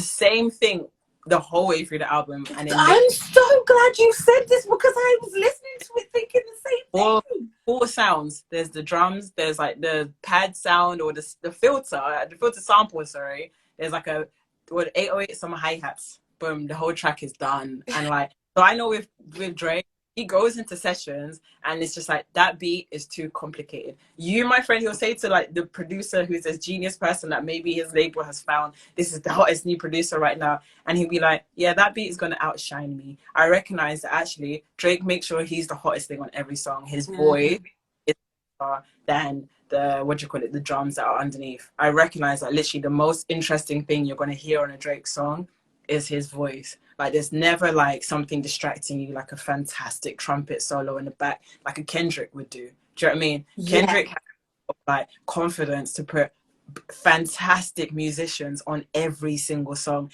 It takes guts to do that because people might just listen to the song for the fact that there is this beautiful violin solo and whatever. Obviously we have the capacity to listen to a song for everything and listen to it 10 times over so we know everything that's happened in it. Yeah. But make sure that you heard the caption, that you weren't distracted by the fact that he's got all of these catchy lines, and like someone wrote it down in a tweet. He's got like there's like 100 of things that are perfect for captions, perfect for viral tweets, whatever. Wow. First time that you hear the song, you've heard every single lyric and you caught all of those little like, yeah, you're like, oh, I'm gonna use that on the on the next IG post. the beat never distracts you because it's not that brilliant. Like no shade against the people who produce on it because a lot of them are really massive producers, but Yeah. I'm sure it goes in like just give me the most simplest loop because I just have an idea, I have a concept, and like I don't want anything to take away from the story. And like that's a genius thing too. I try before my music, like the contrast between my two well, my album and my latest EP is that I was overproducing on my debut album. I had like 60 layers of sounds and synths and all these different things and 3 changes, and I was putting like guitarist, horns person, bass on the same track, putting all of that on one track, spending ages like building this song like this, and then like realizing that wasn't, it was not that it wasn't happening in music so much anymore, but like maybe it's not the best way to convey a message or a story. Not that I won't do that because that's my home. I'm always going to be like, actually, let me just get someone to put horns on. Let me just, maybe someone should play bass. I mean, it will just make it better. So like, I can't resist that, like overcomplicating music at times. But like, I do recognize when you listen to music now, most songs just have 4, if not 5 sounds in it. Like, and yeah, then but that's like me though. Like, I mean, there's a couple of things that I'm working on at the moment, and like I was in with Theo. I don't know how to say his name. Theo Donk. I don't know. He co-produced my song "Better as Friends." Okay. So that's, you'll be able to see his full name in the credits. So him and Lloyd Hinsworth. Yeah. And Lloyd was just like, stop being afraid of your voice. Like, you're trying to overcomplicate this. And then, like, I went home and I listened. I'm like, nah, like, it needs something. It needs more of it. Do you know what I mean? But, you know, I think that there's a way to do it. But you are absolutely right about Drake. And this right here is producer 101. So, like, any producers in the live, like, Emmavie is giving you some real absolutely, because you're right. And like, maybe I'll go back to CLB and listen to it differently. I was just expecting hits. I was expecting at least one hit. Cool, maybe Too Sexy is a hit, like whatever. Yeah, there's any hits on there. I don't feel like there's even a single on the album. There wasn't. And like, usually he'll give you like at least one single. And yeah, Hotline Bling, like care for me, you know, like that one on Kiki, like he will have at least two. Exactly. But he didn't, and even if it comes out before, he'll usually throw it on the albums, and he didn't. Nice for what? That's it. Like, he didn't even put those on. Like, he didn't put Laugh Now Cry Later. Yeah, he didn't even put it on the album. So I feel like they changed the album, because even like the artwork, like I thought this was going to be like an R&B album. It's called Certified Lover Boy. It was him making a statement that I'm here to, like, I'm going to show you what I can do, like R&B and I really, so I don't know. That's so interesting, because I'm like, I feel like maybe I wasn't paying attention to all of the like signs leading up as to what to expect from him for this album. And then also, I feel like I've heard so many different theories, so I don't know what to believe at all. But like, to see that you believe that they would have changed the album last minute, and do you feel like the artwork was not intentional as well? No, I feel like maybe the artwork was the artwork, but I don't know. From what I've heard of the album, it didn't add up. It didn't, like, nothing on there makes me think, oh yeah, I'm gonna get pregnant tonight. Like, that's, I think that maybe the lover boy thing, that's so true. But and like, maybe he had the heart in his head. Like, there's nothing on the song that's like love, romance, true, like sexy. Do you know what I mean? There's nothing. I feel that maybe the Certified Lover Boy was that people always just like, Drake makes music for like soft, sweet boys. You know how people always like, he's that person in R&B mode anyways.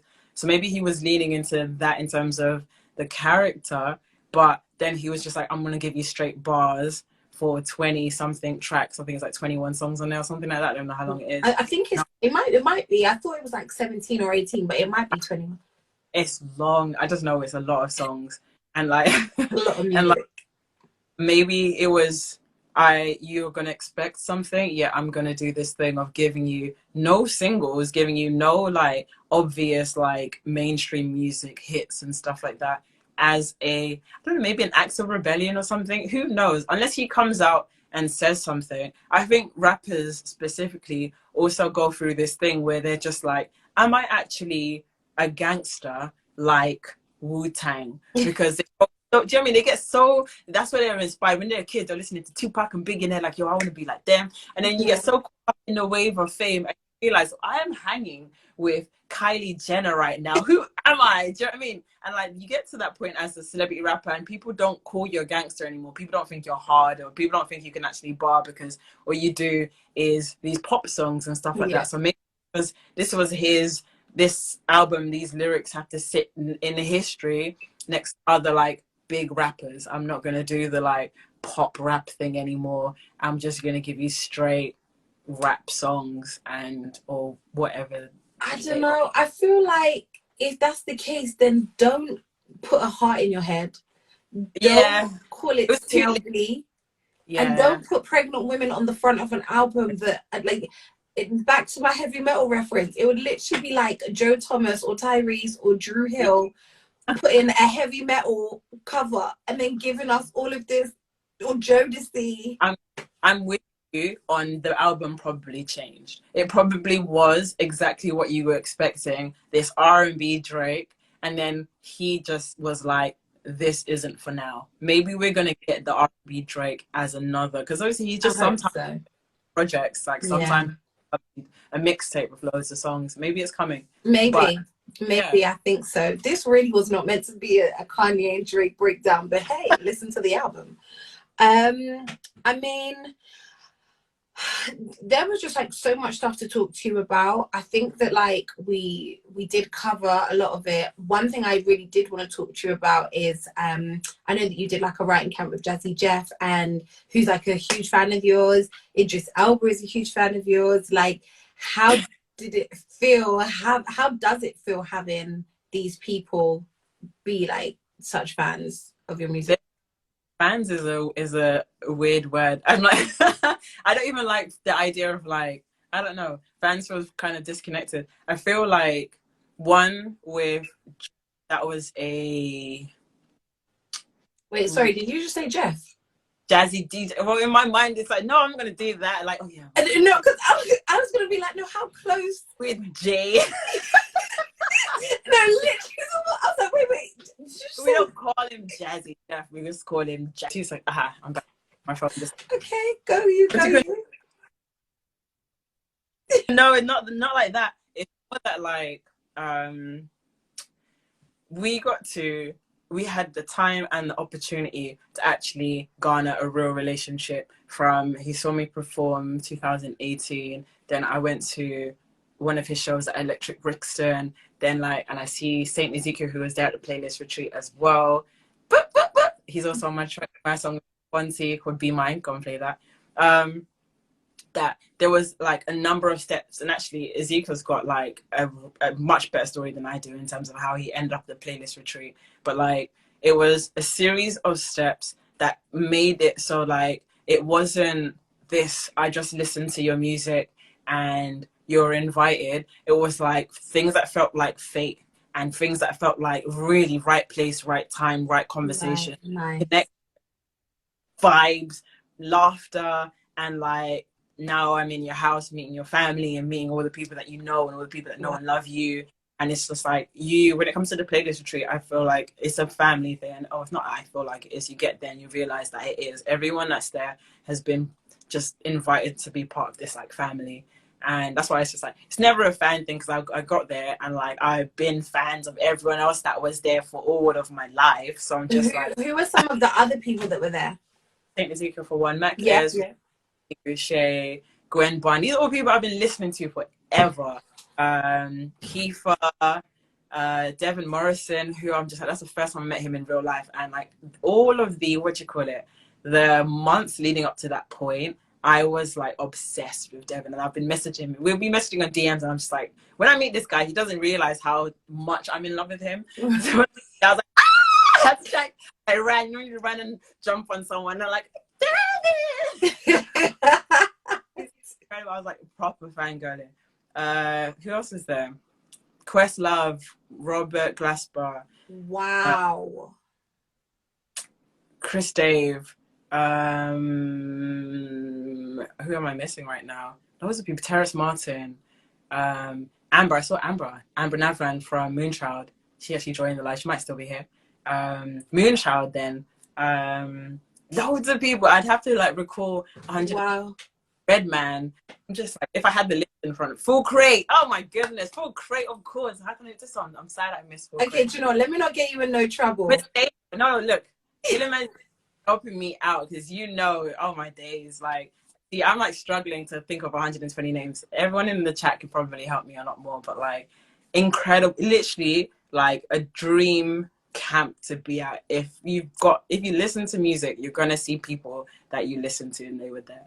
And like, yeah, so it didn't feel like when I got there, it was just, oh, this person's been a fan of me for a long time. It felt like, hey, Emmavie, you've been recognized by this like family of people in like some way, and you can now be amongst them and like talk with them and spend time and eat and like make music and chill and jam and share ideas and like give advice, get advice, all that kind of thing. So it feels more like coming into like a family or something like that.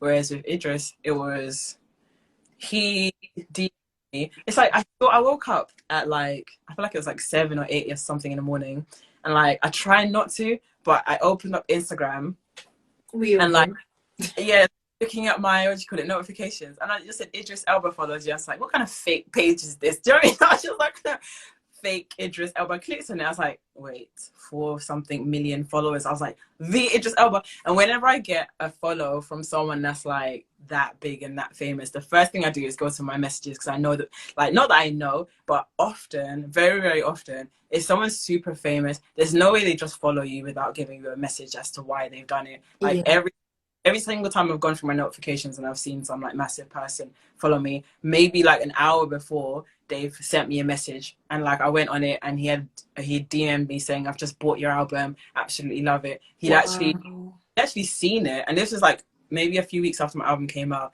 He'd actually seen it through Personas. So there's a program that I use to produce my music called Studio One. And like Personas are just an amazing company in terms of even just like listening to artists and getting them involved in the process of how the program should be. So I produced the music for Personas', this is after my album by the way, but for Personas' latest, or not the latest version of Studio One.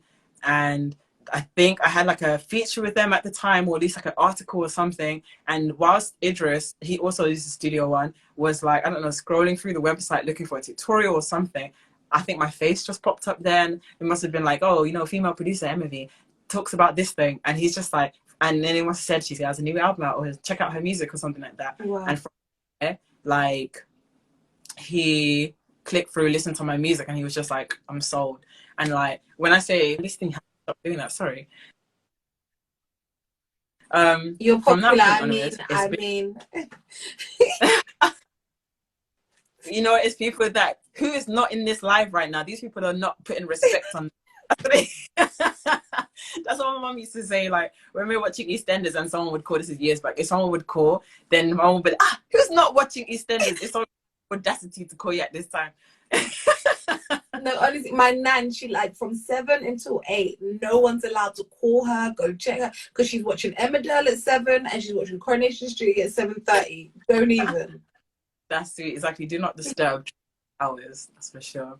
Oh, but yeah, that's that. I think that's Idris Elba, yeah. Now like we just talk. Now it's normal. I had Richard Blackwood DM me, I think it was last week or the week before, and I'm just like, Richard Blackwood, he's on EastEnders. I'm like, that's a national treasure right there. So Richard is lovely.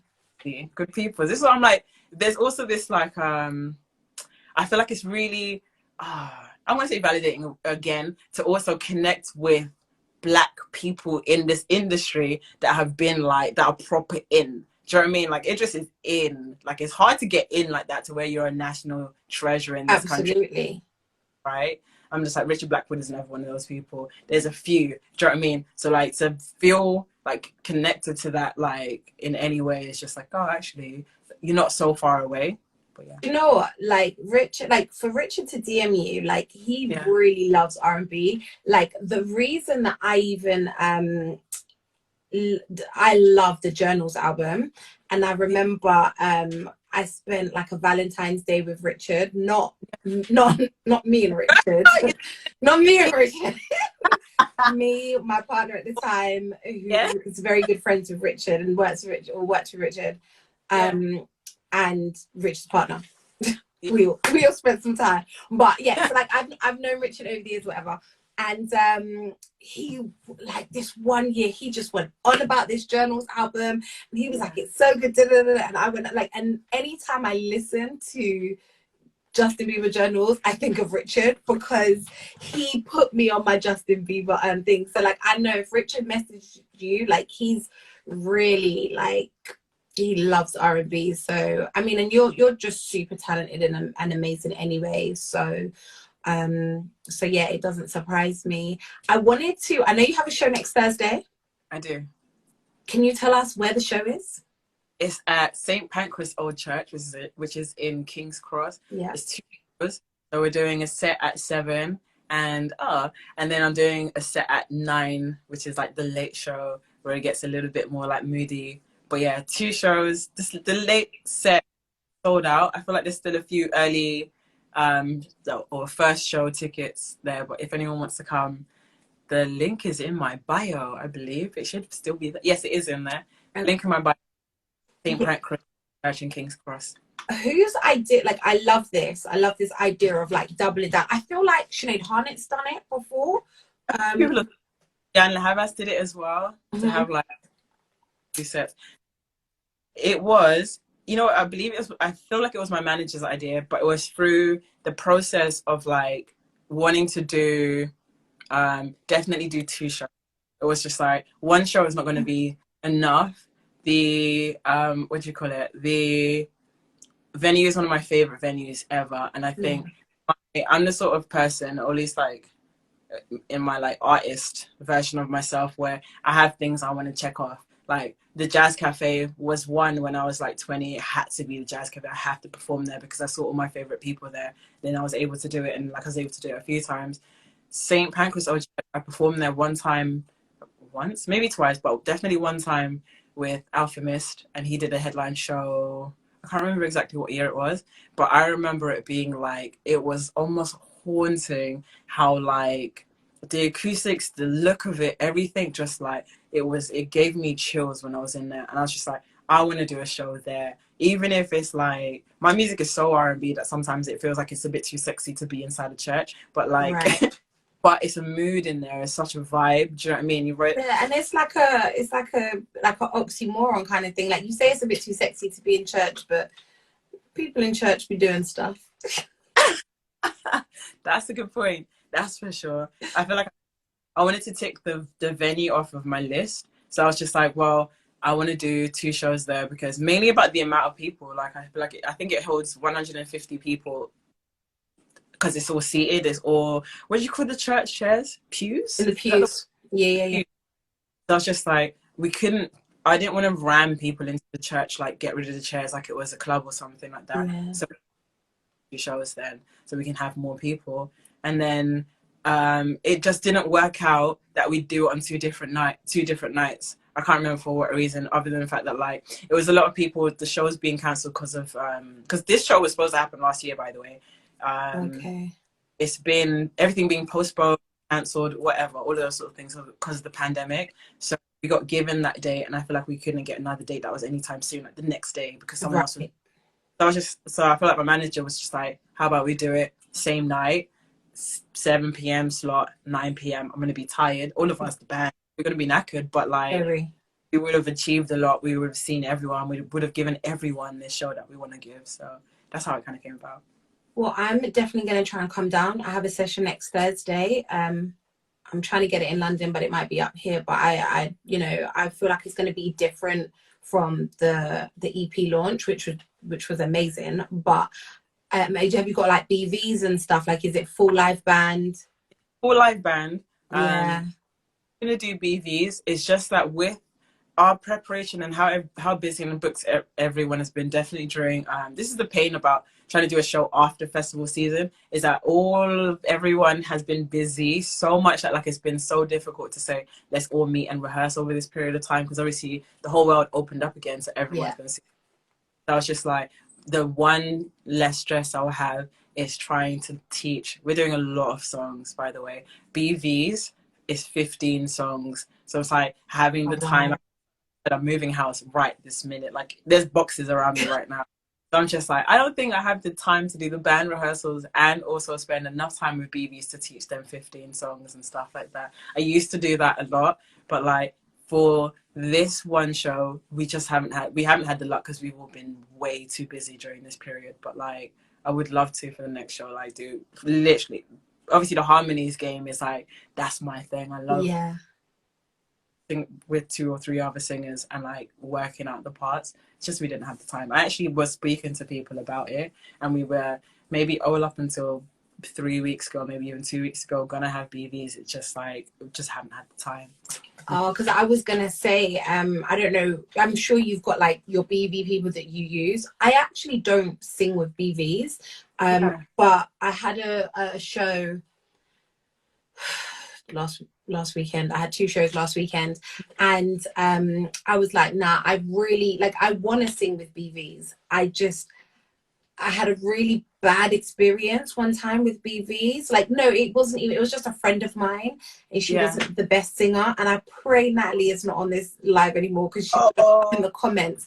and just be like, you think everyone's a bad singer? Like, she's gonna just give, because of the conversations I have with my cousin about my cousin singing. Yeah. But yeah, she was just a friend of mine, and she didn't really know the song, and she didn't so I just it wasn't the best. And like since then I've kind of, I feel like it's hard. You've got to find somebody that you really trust and like knows your. It's like, it is such a huge commitment, because it's different. Not to take away, like, musicians, one, are so used to learning songs like on the fly, like hearing it and playing it, but essentially that's because they're looping a lot of the things that they're looping. So like, they'll find the chord progression and know that maybe they need to like transpose at this point, but they're always going to go back. So each song really only has like 2 or 3 sections to learn, whereas your BBs have to know all the lyrics. Sometimes they have to know what their harmony is. They have to be able to like, and in 15 songs of doing that, I always think that actually being a BV is a lot tougher than being any other musician on the stage with you. So I'm just like, when it came to when I was doing shows with BVs, we would do maybe 3 additional rehearsals separate from the band before we got into the 3 rehearsals with the band. Actually, we always would. It could even be more. Like, wow. They would have to learn 10 songs word for word effectively. I mean, like, not the problem, but the thing about my songs is that there's always 2 vocals happening. There's never really just, I haven't got one song that just has 1 vocal. So every song, there's parts for every BV to learn, and there's words for every BV to learn. And like you said, not get wrong. They have to know the songs, and because I'm like also really particular about that thing. You have to be. You have to be, because like no one's ever gonna like look at the keys guy and be like, oh, you missed that. Like, do you know what I mean? It's just like Emmavie didn't sing the song the way it is on the track. Do you know what I mean? So yeah, you have to be, and you know, it's your art and it's your baby. And but I'm sure you have people that you work with, but I would always suggest Eddie's House. Do you know Eddie's House? What's Eddie's House? So Eddie's House, and we're gonna go because we've been with the live's gonna give up and have taken up your time and you're moving. But Eddie's House, so it's a like my keys guy, a friend of mine, Denu. He works with this guy called Eddie, and they used to just go to his house and sing and do live music and stuff. And then it got so big, they've like turned it into an event. So yeah, Eddie's House, they have loads of BVs, and the next time I perform live, I'm definitely going to Eddie's House to just get a bag of BVs to jump on stage. But I would just say, I'm like I said, I know you have whoever your people, do you know what I mean? You've been doing this a while, but I don't really have BVs, so I'm like looking forward to doing some stuff with Eddie's House, and they do live events as well. So where is it? When does it happen? How often? Gosh, I literally asked Denu the other day. I feel like it's like once a month or something. I went to one of them and it was in Brick Lane. Yeah. This was before the pandemic. I'm not too sure if they've got like not a secure, but like a stable location at the moment. Yeah. But you can follow the Instagram, or people can follow the Instagram. Like, I think it's Eddie's House Events or Eddie's House. And yeah. Do you know what? I'll find out when the next one is, and I'll let you know, and like we could go down. Go together. Let's do that. Yeah, absolutely. That sounds good. Well, Emmavie, thank you so much. Like, honestly, this talk has been, I feel like it's just been like a whole roller coaster. We were crying. It definitely has been. Absolutely. But you know, it was like tears of like empathy and understanding. So it wasn't even from a bad place. And I texted you and I was like, this is going to be a great chat. Sure. And I knew, like, I hope you had a great time. I definitely did. I learned some things. I can't wait to go and speak to my gay friend and ask her some questions. But yeah, thank you so much for your time. Thank you so much for answering the questions about LGBTQ plus so insightfully, and just educating me and some of the people watching. I think it's really, really important. And I didn't even get to ask you about being a female producer, a black female producer in music. Like, you know what?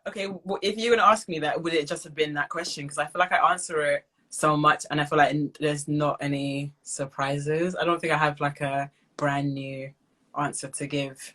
anyone. Okay. Except for, I will say one thing that I do realize that I have a certain privilege based on the fact that I am kind of sometimes not all the time, but masculine presenting, and that affords me a kind of respect from men that, like, if I was super femme and like really girly and like pretty in that kind of way, then you're beautiful.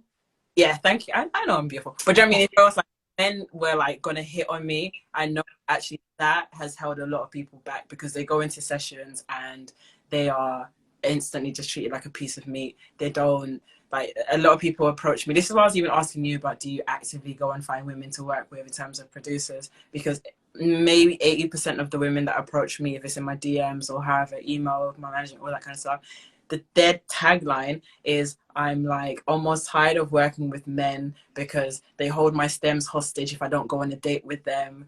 I've heard that loads and it's so disgusting. Nobody ever hits on me. No, not no, I'm no.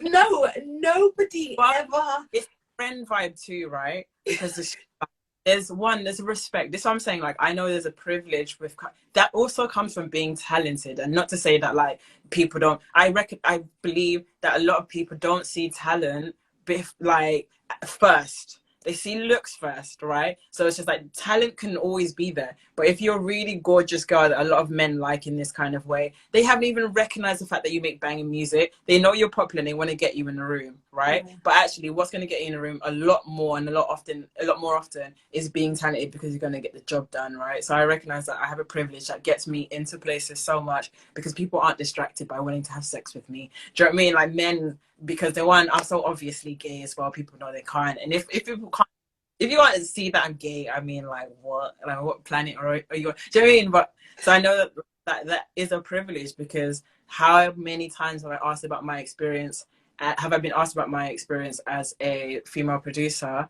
And I'll be like, yeah, it's tough because people don't take you seriously because they don't think that you believe certain things. And then another woman sat next to me will be like, yeah, this man totally tried to have sex with me in a session. And I'll be like, that has never happened to me. And then I said, yeah, this man didn't allow me to release any of my songs for 2 years because I got a boyfriend. This other man, we broke up because we were dating. So then he like deleted all the files to my EP. And I'm like, yeah, that I've never That's had. Gonna make people go to jail. Like, that would make you kill a person. Like my whole project. Do you know what I mean? But I'm just like, okay, that is why people message me to work. Not everyone, but a lot of people are just like, I want to produce an EP. I know how intimate that space can be if you were to produce my EP. And I feel like I want to share that experience with another woman, because I feel, even if it's just safer.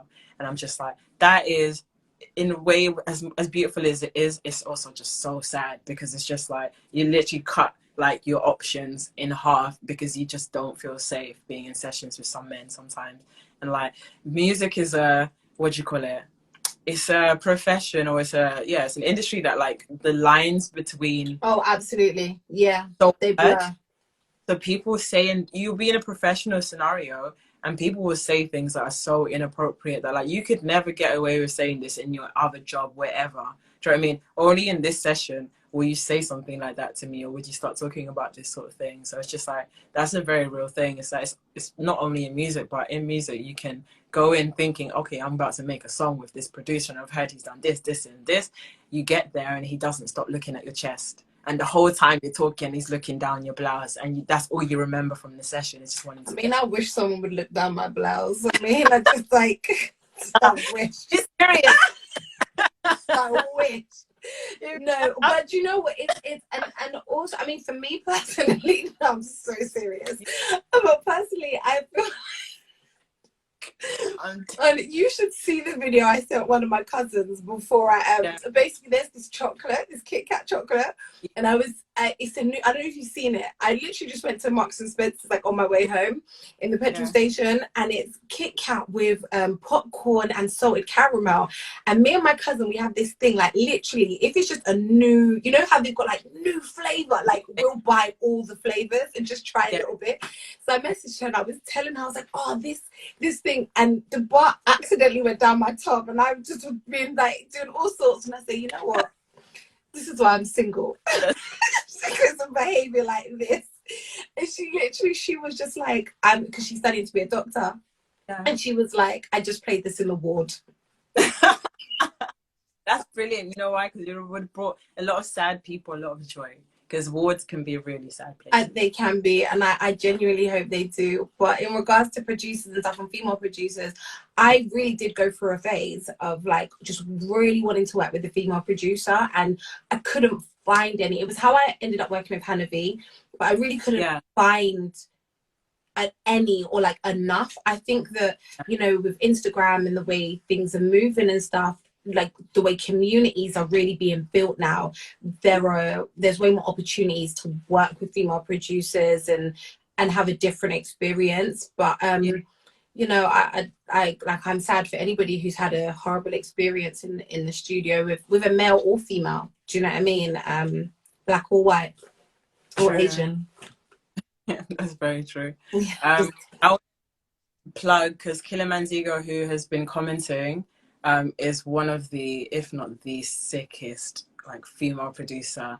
Like, after this, just go and check out Killer Manzigo's music videos specifically, because you can actually watch how she like makes the tracks, and you wouldn't, if you can even comprehend what's happening, insane.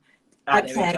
Okay, I'm definitely gonna, because now I'm looking for some female producers, and I'm gonna message you separately, because we definitely should hook up again. I would love to.